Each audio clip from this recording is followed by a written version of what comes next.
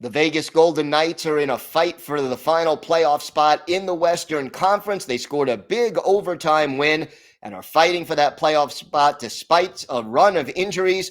Tony Cordasco is here to talk about all things Vegas Golden Knights next on the Locked On NHL podcast.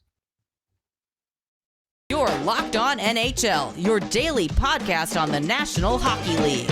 Part of the Locked On Podcast Network, your team every day.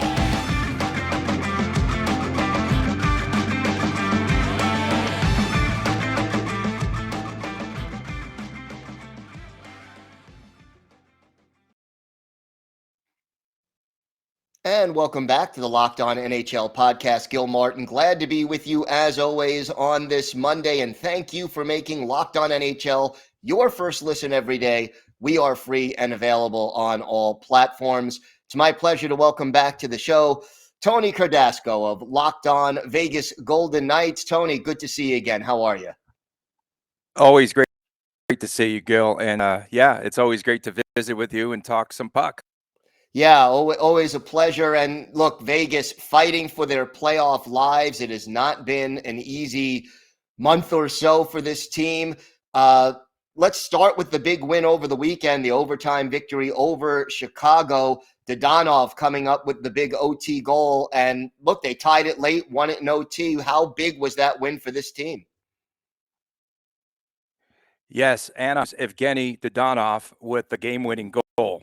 Of course, he was traded. Of course, the paperwork and everything else, the trade was voided. Now he's back here in Las Vegas.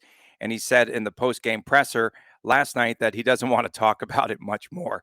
He just kind of spent, after a very long and trying week, as we can understand. Dadonov had that streak. Gil and I have talked about this before. He went 17 games without a goal earlier this season. And Pete DeBoer just said, just be patient. This guy can score in bunches and okay, whatever. Now he has 6 goals in 6 games and 9 total points in 6 games. And they definitely need him. And on the game winner in overtime, Nick Waugh actually made the play happen. He had great puck control, hit around, went behind the net, and then just found a wide open Dadonov, and then he just potted the game winner. I mean, it's just been an incredible week for him, an incredible game for VGK because, Gil, this is a team that was 0 for 57 coming to a third period down by 3 goals. And they break through and they scored within a little over 3 minutes in the game, 3 consecutive goals. And the fans just went crazy. The guy that got it started, Chandler Stevenson, can't talk enough about him, his contributions this season. At the midway point, I think I told you that I felt that he was the most valuable player on this season. And he really is doing just a ton of work. They moved him up onto the Eichel line there early in the third period, and then he just started the scoring spree. And VGK was very fortunate to win the game, but they did it persistent. They attacked, and they also had players. They had men in front of the net, and that's the first time we've seen this in a while. Always helps. And look, you always heard that cliche, sometimes the best trades are the trades you don't make. Now it's the best trade you make is the one that was rejected. That's right. Absolutely. And and with Dadonov, what would have happened if he were traded to Anaheim? It would have started some sort of a snowball effect for the Golden Knights. We heard a lot of rumors about them then extending and his contract. We heard about players returning because you get $5 million off the books. And so right now, know what's going to happen with Dadonov. They're going to stick with him. I would have to imagine they're not going to make it at least during the season for him because he's the only guy that's been the consistent scorer for this team. Jonathan Marchessault has gone south. He hasn't scored, I think, now in 7 games. That second line, William Karlsson had a lucky deflection that he put into net yesterday, or I should say on Saturday. And for the Golden Knights, I mean, they just need someone that's going to be consistent. Eichel is starting to really get into a groove, and that's scary for VGK opponents right now. No doubt. And you mentioned Jack Eichel. What is he doing better? I mean, obviously it takes time to adapt to a new team, but what is he doing well now that's getting him into his groove? We found out on the national broadcast that he likes grunge. It's a lot of grunge music, and so he's listening to more Stone Temple Pilots, I guess, and he says he wants the Pearl Jam concert coming up here in Vegas. But what he's doing better, He had hurt. I went to the Florida game. He had hurt his right hand, his right wrist, and was unable to take. He still hasn't really been back in the face-off circle, and so he's still hurting, I think. But he toughed it out, and he's been playing every game. And just again, like his leadership, his control of the puck in the offensive zone, finding the open man, and so many of these players cannot handle his passes, like wide open passes in front of the net that they adapt to because they don't know that they're going to be coming. They had better just put the stick down and be prepared. And that Eichel possesses the puck, and I think he's one of the better passers I think I've seen. Watched him live in that Florida game.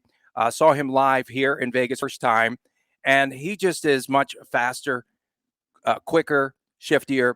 He definitely uses that long stick that he has.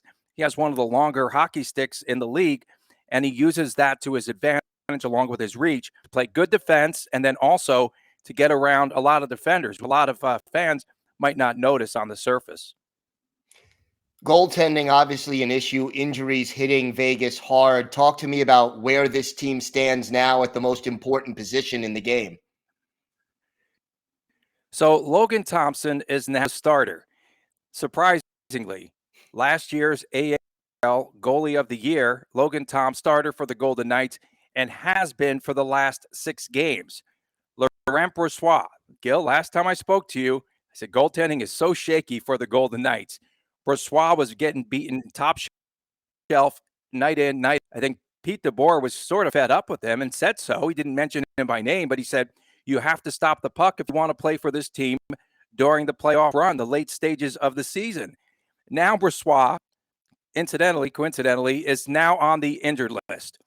He winds up there. Okay, I don't know what that injury is, but he was out skating. They said he could skate, but he still has an injury. Don't know when he'll be back.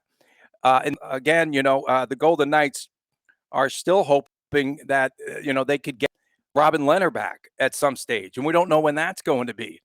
The Golden Knights now have Jiri Patera from the AHL. He's up, the backup goalie. Logan Thompson now at home has been terrific, not so much on the road. And he got no goal support the last games on the road. And he also, now the Golden Knights have lost 7 on the road. They go to Seattle. I mean, Seattle would like for nothing more than to knock VGK out of the playoff race. I mean, you talk about a storyline, and if the Golden Knights, I'm telling you, if they had to the Blackhawks on Saturday, I think we would have seen like all sorts of panic within this organization to try to bring up players earlier and what have you. I mean, that was a huge, monumental win, especially the way they came back, late in the game. No doubt about that. Tony, why don't you tell our listeners and our viewers where they can find you on social media and where they could find the podcast? The podcast is at Don VGK, and mine is at Tony Dasco on Twitter. And I invite all comments of all sorts. I like the fans' comments, good or bad. All right. Tony Cordasco, always a pleasure and always great to talk some Vegas Golden Knights with you. You're awesome, Gil. Keep it up. Darn, you too.